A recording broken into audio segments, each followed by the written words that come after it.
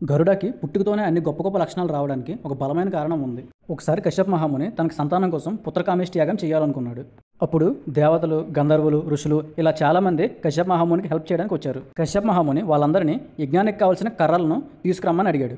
బాలకిల్యాస్ అనే ఋషులు కూడా కశ్యప మహామునికి సాయం చేయాలి అనుకున్నారు. కానీ విచిత్రం ఏంటంటే వాళ్ళ సైజు మన బొటనవేలు సైజు అంత ఉంటుంది. వాళ్ళందరూ కలిసి ఒక కట్టె మొక్కని చాలా కష్టపడి మోస్తూ ఉండగా ఒక సరస్సులో పడిపోతారు. అప్పుడు ఇంద్రుడు వాళ్ళని చూసి పగలబడి నవ్వి వాళ్ళకి హెల్ప్ చేయకపోగా తిరిగి మాటలతో అవమానించి అక్కడి నుంచి వెళ్ళిపోతాడు. బాలకిల్యాస్ చాలా బాధపడ్డారు. ఎలాగైనా సరే ఇంద్రుడి గర్వాన్ని అణగదొక్కాలి అనుకున్నారు. దేవతలందరిలో పవర్ఫుల్ ఇంద్రుడు. అలాంటిది ఇంద్రుడికి కూడా భయం పుట్టించేలా ఒకటి పుట్టాలి అనే పర్పస్తో ఒక యజ్ఞం చేశారు. అప్పుడు ఇంద్రుడు వాళ్ళందరూ చేసే యజ్ఞానికి భయపడి కశ్యప మహాముని దగ్గరికి వస్తాడు. అప్పుడు కశ్యప మహాముని బాలకిల్యాస్ని కన్విన్స్ చేసి ఒక సొల్యూషన్ చెప్తాడు.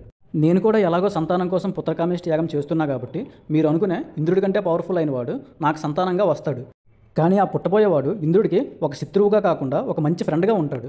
అప్పుడు మీరు చేసిన యజ్ఞం వేస్ట్ అవ్వకుండా ఉండదు, ఈసారికి ఇంద్రుడిని క్షమించేసేటట్టు కూడా ఉంటుంది అంటాడు. దీనికి బాలకిల్యాస్ కూడా ఓకే అనడంతో కశ్యప మహాముని ఇంద్రుడితో నువ్వు ఇంకేం భయపడొద్దు, నాకు పుట్టబోయే సంతానం నీకు ఫ్రెండ్స్గానే ఉంటారు, కానీ ఇంకెప్పుడు నువ్వు ఋషుల్ని అవమానించకూడదు అని చెప్పి పంపించేస్తాడు.